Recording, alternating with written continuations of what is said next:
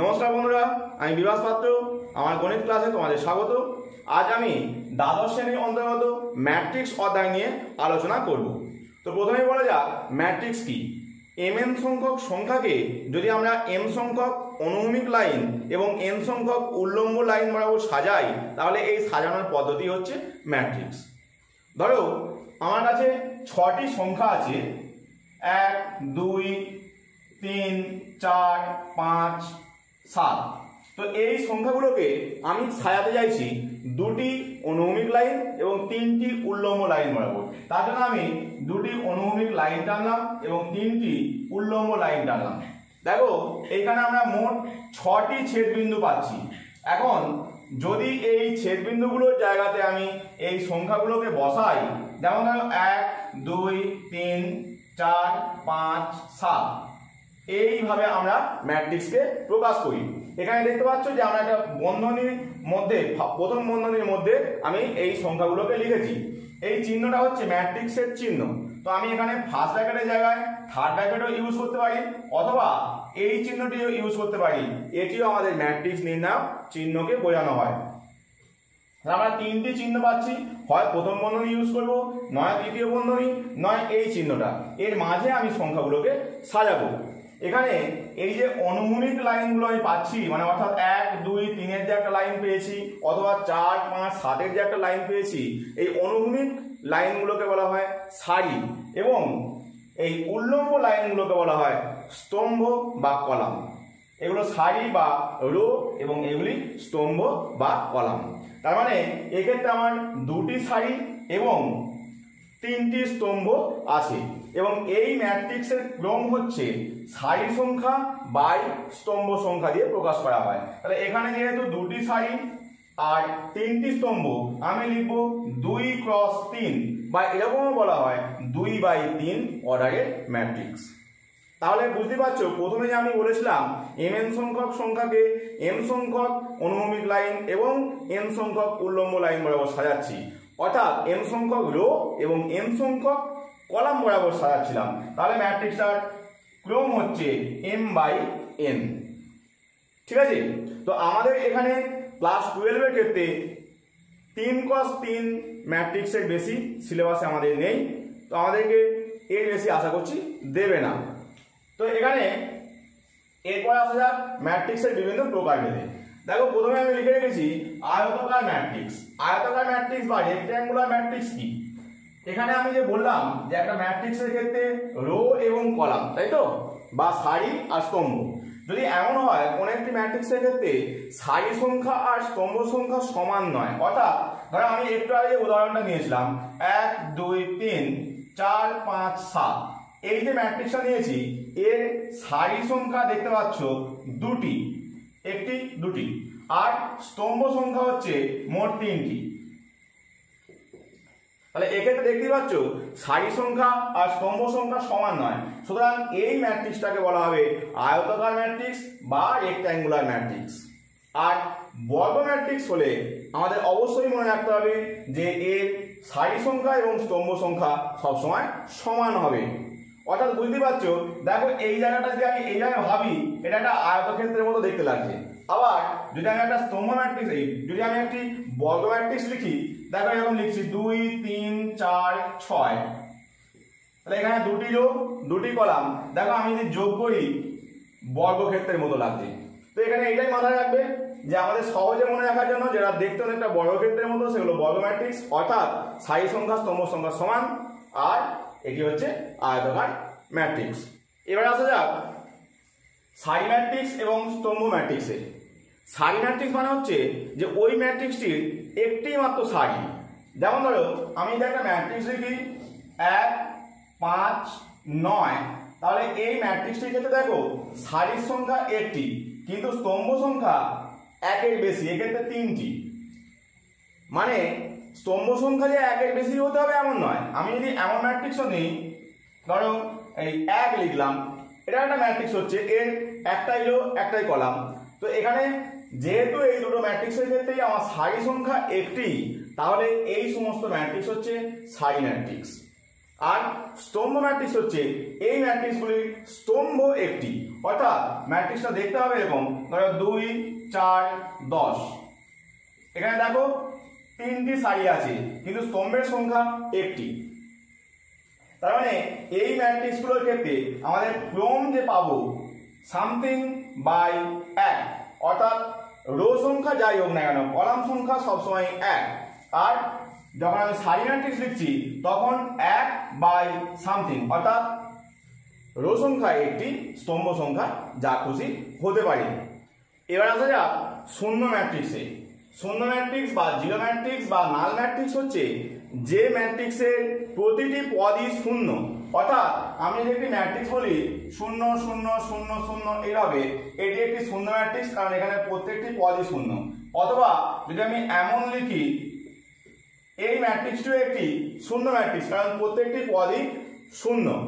তো এখানে কর্ণ ম্যাট্রিক্স হচ্ছে বা ডায়াগোনাল ম্যাট্রিক্স হচ্ছে অবশ্যই একটি বর্গ ম্যাট্রিক্স, এবং এই বর্গ ম্যাট্রিক্সের মুখ্য কর্ণের এলিমেন্টগুলো মানে পদগুলো বাদে বাকিগুলো কিন্তু শূন্য। তো এখানে মুখ্য কর্ণ কি?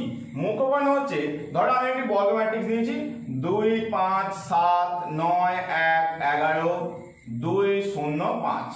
তো এই যে বর্গ ম্যাট্রিক্সটা নিয়েছি, দেখতেই পাচ্ছ যে এর ক্রম হচ্ছে 3/3, কারণ এর 3টি রো পাচ্ছি আমরা এবং 3টি কলাম পাচ্ছি।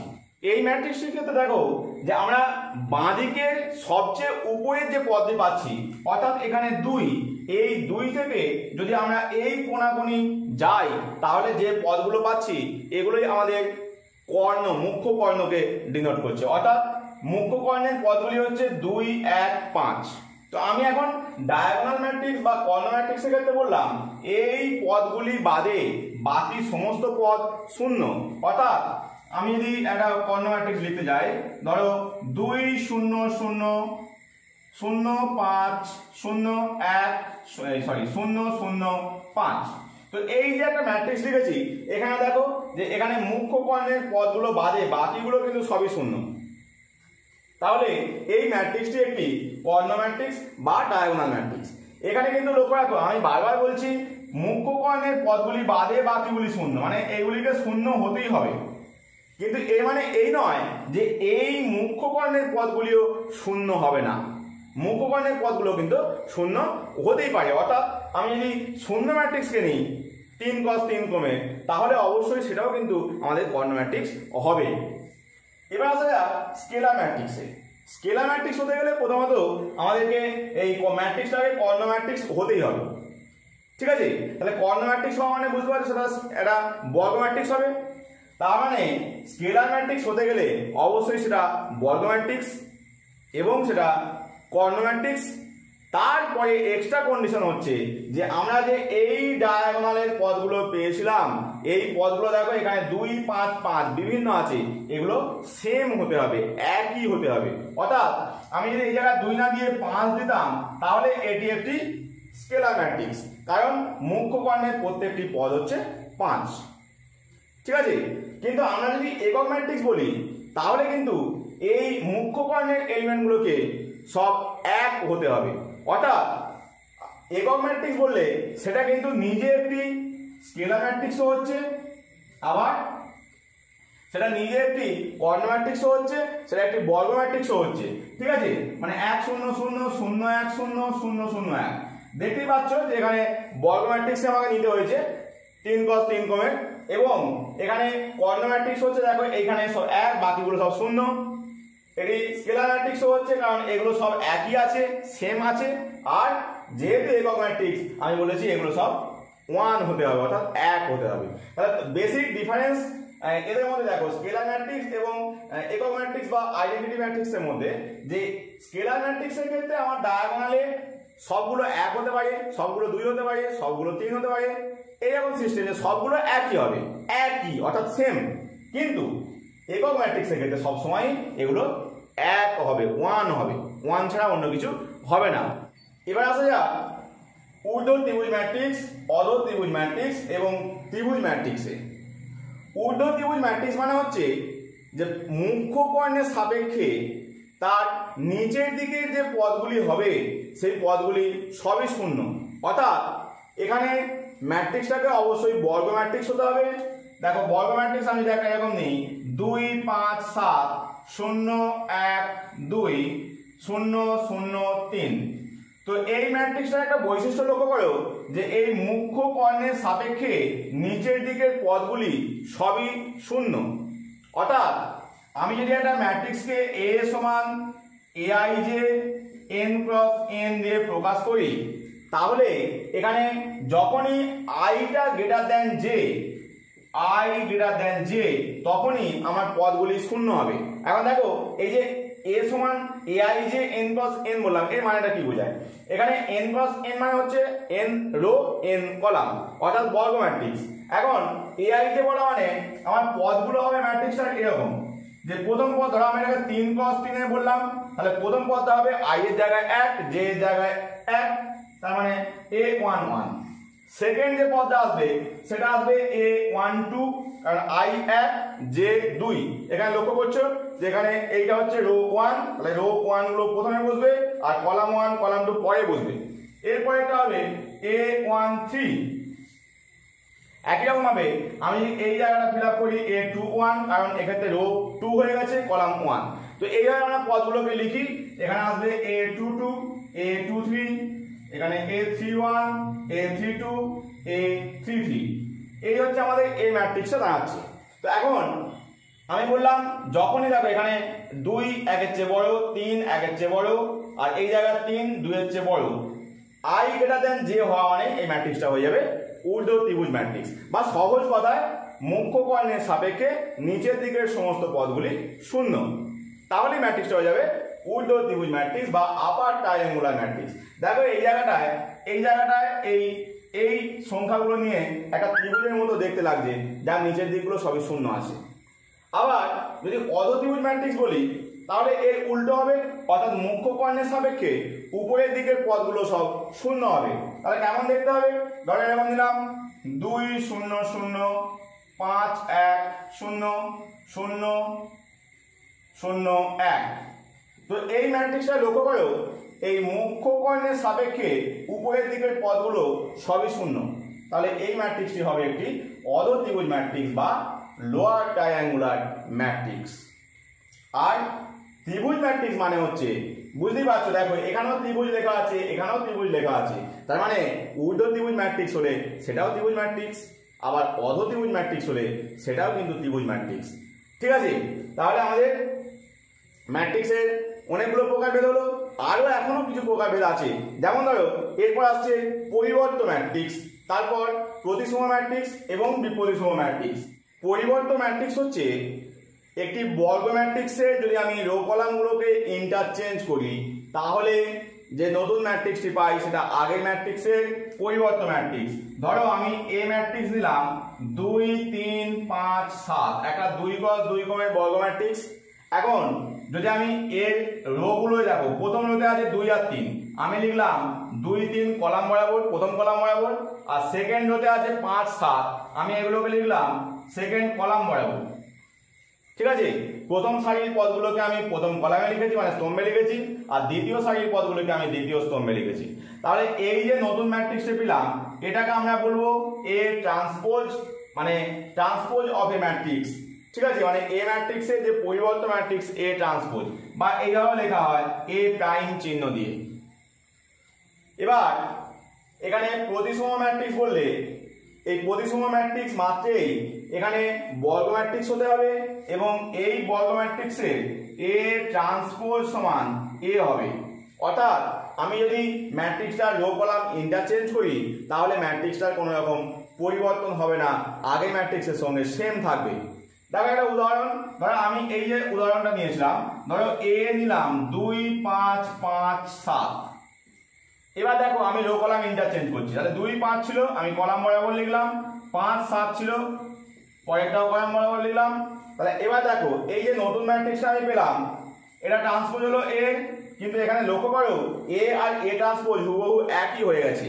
তাহলে এখানে যেহেতু এ ট্রান্সপোজ সমান এ হচ্ছে, তাহলে এ ম্যাট্রিক্সটি একটি প্রতিসম ম্যাট্রিক্স। তো এখানে লক্ষ্য করে দেখো যে এই যে পদটি আর এই যে পদটি দুটো সেম আছে, এই জন্যই আমাদের কিন্তু এই রো কলাম ইন্টারচেঞ্জ করলেও একই এসেছে।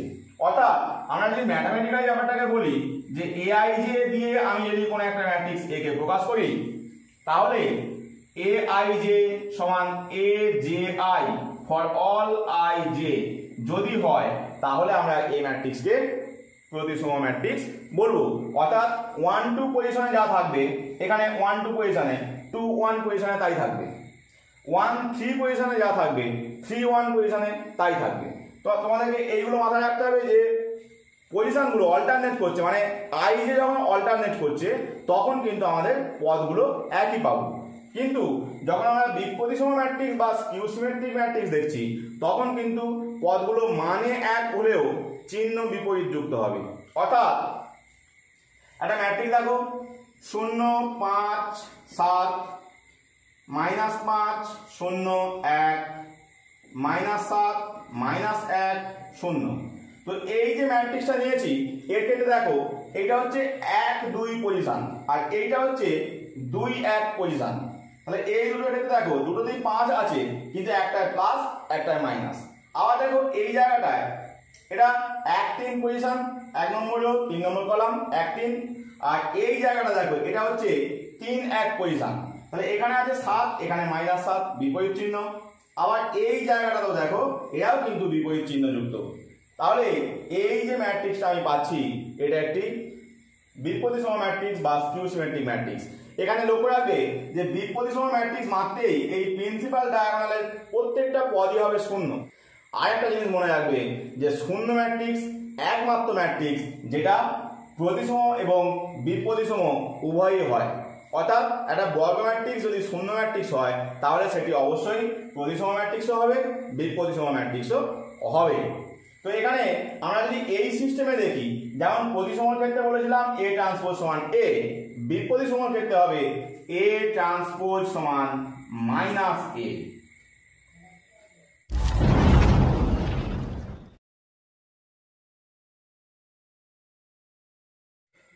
এবার আসবো দুটি ম্যাট্রিক্স কখন সমান হবে।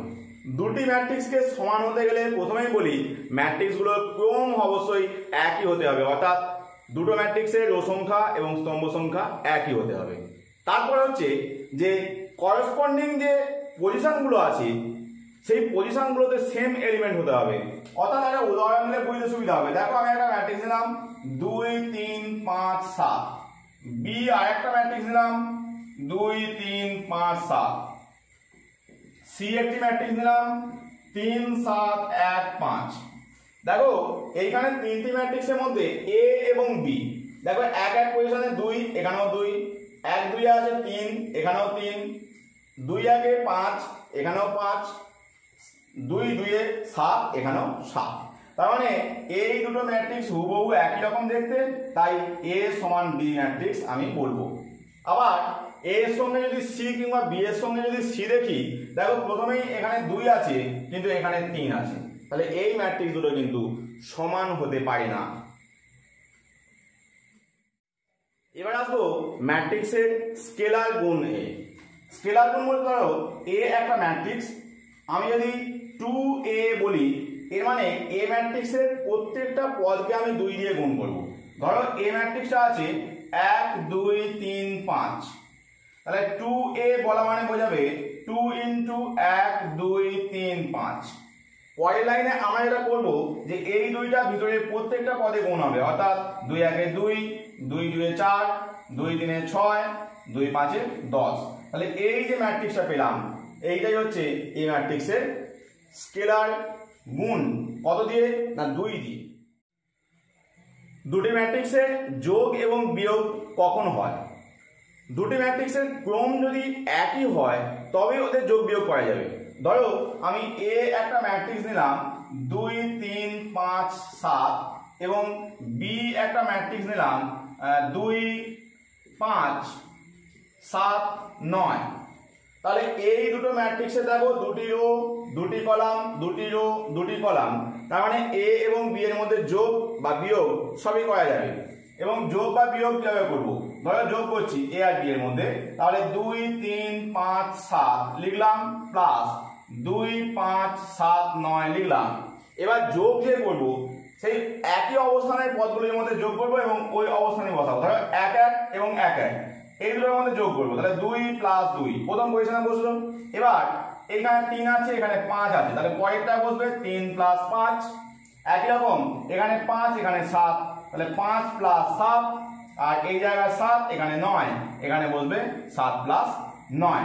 এবার যা যোগ করে উত্তর আসবে এটাই আমাদের এই যোগটা হবে। একই রকম যদি এখানে বিয়োগ চিহ্ন থাকতো তাহলে এখানে 2 - 2 লিখতাম, খালি মাঝখানে যোগ চিহ্নের জায়গায় আমরা বিয়োগ চিহ্ন লিখতাম। দুটি ম্যাট্রিক্সের গুণ করতে গেলে আমাদেরকে প্রথম ম্যাট্রিক্সের স্তম্ভ সংখ্যা এবং দ্বিতীয় ম্যাট্রিক্সের সারি সংখ্যা সেম হতে হবে, তবে আমরা গুণ করতে পারবো। ধরো একটা ম্যাট্রিক্স দিলাম আমি 2 3 5 7, আর বি আরেকটা ম্যাট্রিক্স দিলাম 2 3 2 9 6 7 8 5। দেখো এখানে প্রথম ম্যাট্রিক্সটার ক্রম হচ্ছে 2/2, দ্বিতীয় ম্যাট্রিক্সটার ক্রম হচ্ছে 2/3, কারণ দুটি রো আছে, 3টি কলাম আছে। তো এখানে দেখো আমি যদি এ এবং বি এর মধ্যে গুণ করি, তো আমাদের প্রথমেই দেখতে হবে যে এ বি এর মধ্যে গুণটা কি আদৌ করা যাবে। আমি আগেই বললাম যে প্রথমটা স্তম্ভ সংখ্যার সঙ্গে দ্বিতীয়টা সারি সংখ্যা সেম হতে হবে। দেখো প্রথমটা স্তম্ভ সংখ্যা 2, দ্বিতীয়টা সারি সংখ্যা 2, যেহেতু দুটো একই চলে এসেছে সুতরাং a × b এই গুণটি করা যাবে। এবং এক্ষেত্রে নতুন যে ম্যাট্রিক্স AB এর ক্রম হবে 2/3, অর্থাৎ AB ম্যাট্রিক্সের ক্রম হবে এই প্রথমটা এবং শেষটা দিয়ে 2/3। কিন্তু এই গুণটা কিভাবে হবে? গুণের নিয়ম হচ্ছে যে আমরা এই বরাবর লিখব এবং এই বরাবর লিখব। অর্থাৎ কিভাবে বললে বুঝতে সুবিধা হবে, দেখো আমি প্রথমে a × b টা লিখে নিচ্ছি।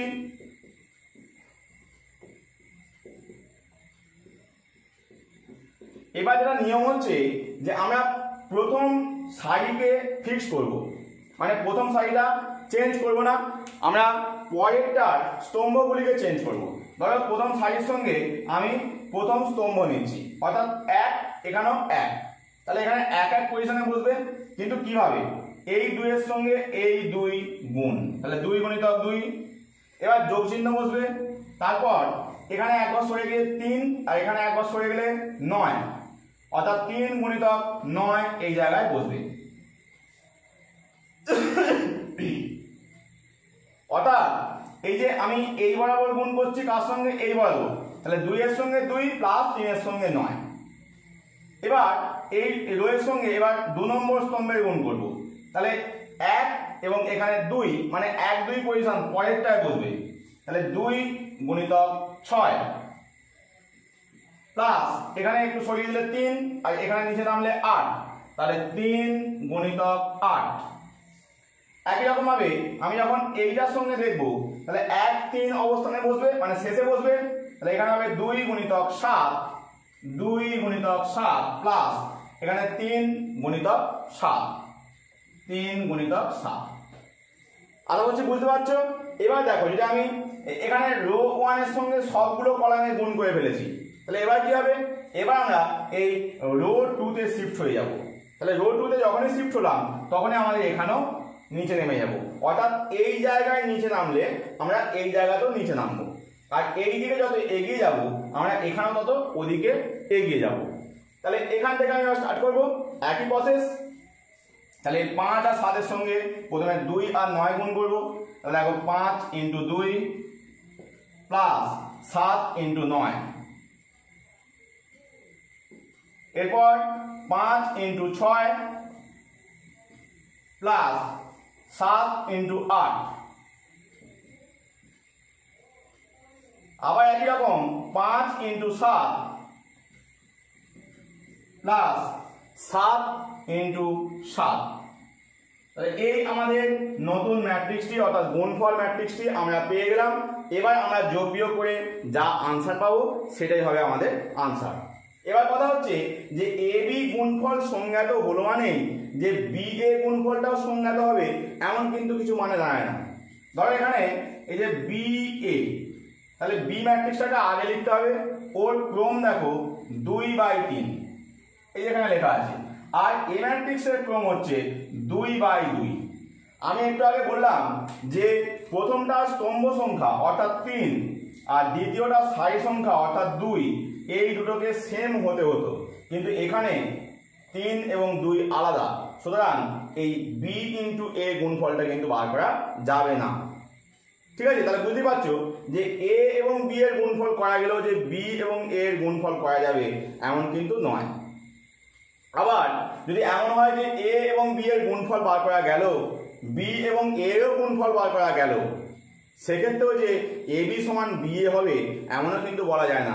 অর্থাৎ ম্যাট্রিক্সের গুণ সচরাচর বিনিময় নিয়ম মেনে চলে না।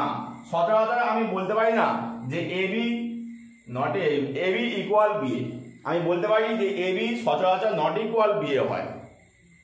এবার আসা যাক ম্যাট্রিক্সের যোগফল এবং গুণফল সম্পর্কিত কিছু ধর্মী। যেমন ধরো ম্যাট্রিক্সের যোগ বিনিময় নিয়ম মেনে চলে, অর্থাৎ a প্লাস b সমান b প্লাস a হয়। ম্যাট্রিক্সের যোগ সংযোগ নিয়ম মেনে চলে, অর্থাৎ a এর সঙ্গে যদি আমি b প্লাস c কে যোগ করি যা পাবো, a প্লাস b এর সঙ্গে c কে যোগ করলেও একই হবে। ম্যাট্রিক্সের ক্ষেত্রে যোগ এবং গুণের মধ্যে বণ্টন নিয়ম সিদ্ধ হয়, অর্থাৎ a into b plus c এটাকে আমি লিখতে পারি ab প্লাস ac। কিন্তু একটু আগে আমি বললাম ম্যাট্রিক্সের গুণ কিন্তু বিনিময় নিয়ম সচরাচর মেনে চলে না, কখনো ab সমান b হয় আর কখনো ab নট ইকুয়াল b হয়। কিন্তু গুণের ক্ষেত্রে সংযোগ নিয়ম মেনে চলে, অর্থাৎ a ইন্টু bc সমান ab ইন্টু c, এটা হয়। এরপর আমরা যদি আইডেন্টিটি ম্যাট্রিক্স বা আই কে বলি, আমি আগে বলতে ভুলে গিয়েছিলাম যে আইডেন্টিটি ম্যাট্রিক্সের চিহ্ন হচ্ছে আই। এখন যদি 2 ক্রমের ম্যাট্রিক্স হয় আমরা লিখতে পারি I2, আবার যদি 3 ক্রমের একক ম্যাট্রিক্স হয় তাহলে আমরা লিখতে পারি I3। তো এক্ষেত্রে আমি আই বললাম জেনারেল ভাবে। এখন যদি একক ম্যাট্রিক্স আই এর কথা বলি, এর কিছু প্রপার্টি আছে। আমাদের সংখ্যার জগতে একের যা কাজ, ম্যাট্রিক্সের জগতে আই এর তাই কাজ। অর্থাৎ দেখো আমি যদি a এর সঙ্গে 1 গুণ করতাম a পাই, বা 1 এর সঙ্গে যদি a গুণ করি তাহলেও a পাই। তো এখানে ম্যাট্রিক্সের ক্ষেত্রেও a ম্যাট্রিক্সের সঙ্গে i এর গুণ করলে a পাবো, বা i এর সঙ্গে a এর গুণ করলে এটাও a পাবো। আবার জিরো ম্যাট্রিক্সের ক্ষেত্রে সংখ্যার ক্ষেত্রে জিরোর যা কাজ, ম্যাট্রিক্সের জগতে জিরো ম্যাট্রিক্সের তাই কাজ। অর্থাৎ আমি যদি a ম্যাট্রিক্সের সঙ্গে জিরো ম্যাট্রিক্সকে যোগ করি a ম্যাট্রিক্স পাবো, আবার a ম্যাট্রিক্সে জিরো ম্যাট্রিক্সের সঙ্গে যদি a ম্যাট্রিক্সকে যোগ করি a ম্যাট্রিক্স পাবো। আবার একই রকম ভাবে যদি আমি a ম্যাট্রিক্সের সঙ্গে জিরো ম্যাট্রিক্স গুণ করি তাহলেও কিন্তু জিরো ম্যাট্রিক্স পাবো। এখানে আরও কিছু প্রপার্টি আমাদের বলতে হয়। তার মধ্যে একটি হচ্ছে যে কোনো বর্গ ম্যাট্রিক্সকে আমরা একটি প্রতিসম ম্যাট্রিক্স এবং একটি বিপ্রতিসম ম্যাট্রিক্সের যোগফল আকারে ভেঙে ফেলতে পারি। তো সেটা বলতে গেলে বা প্রমাণ দেখাতে গেলে তার আগে কয়েকটি প্রপার্টি আমাদেরকে জানাতে হয়। প্রথম প্রপার্টি হচ্ছে যে a ট্রান্সপোজের হোল ট্রান্সপোজ সমান a হয়। দ্বিতীয় হচ্ছে c ইন্টু a এর হোল ট্রান্সপোজ সমান c a ট্রান্সপোজ, যেখানে c একটি বাস্তব সংখ্যা। ঠিক আছে, c যেখানে বাস্তব সংখ্যা সেখানে c ইন্টু a ট্রান্সপোজ হচ্ছে c a ট্রান্সপোজ। ঠিক আছে, আরেকটি হচ্ছে যে a প্লাস b এর হোল ট্রান্সপোজ সমান a transpose plus b transpose. যদি এখানটা মাইনাস হতো তাহলে এখানটায় মাইনাস হবে। আর এটা ভালো করে মনে রাখবে যে a b এর হোল ট্রান্সপোজ সেটা কিন্তু ঘুরে যায়, অর্থাৎ b transpose into a transpose হবে। তো এই প্রপার্টিগুলো আমাদের কাজে লাগবে। এটা আমরা যে পরের যে মেন প্রসেসটা করবো বললাম যে একটি বর্গ ম্যাট্রিক্সকে একটি সিমেট্রিক ম্যাট্রিক্স এবং একটি স্কিউ সিমেট্রিক ম্যাট্রিক্সের যোগফল আকারে সবসময় ভেঙে ফেলা যায়, সেগুলো করতে গেলে আমাদের এই প্রপার্টিগুলো কাজে লাগবে। ধরো আমি একটি বর্গ ম্যাট্রিক্স এ নিলাম, এ কে আমাদের একটি প্রতিসম ম্যাট্রিক্স এবং একটি বিপ্রতিসম ম্যাট্রিক্সের যোগফল আকারে ভাঙতে হবে। ধরো আমি এ কে লিখলাম p প্লাস কিউ, যেখানে p এবং কিউ এর মধ্যে একটি প্রতিসম ম্যাট্রিক্স এবং একটি বিপ্রতিসম ম্যাট্রিক্স। আমি এই ব্যাপারটাকে এরকম লিখলাম 1/2 into a plus a transpose plus 1/2 into a minus a transpose. দেখো এটা যোগ করলে কিন্তু এই আসে, তাহলে আমি যদি এই টার্মটাকে পি ধরি আর এইটাকে যদি কিউ ধরি, তাহলে আমরা দেখাবো যে পিটা হচ্ছে সিমেট্রিক ম্যাট্রিক্স বা প্রতিসম ম্যাট্রিক্স আর কিউটা হচ্ছে বিপ্রতিসম ম্যাট্রিক্স। ঠিক আছে, দেখানো যাক। তাহলে পি ট্রান্সপোজ সমান, একটু আগে দেখলেন যে প্রতিসম ম্যাট্রিক্স দেখাতে গেলে পি ট্রান্সপোজ সমান পি দেখাতে হবে। তার মানে পি ট্রান্সপোজটা ভাঙি, 1/2 ইন্টু এ প্লাস এ ট্রান্সপোজের হোল ট্রান্সপোজ সমান, যেহেতু 1/2টা ধ্রুবক এটা বাইরে বেরিয়ে আসবে, তাহলে 1/2 ইন্টু এ প্লাস এ ট্রান্সপোজের হোল ট্রান্সপোজ।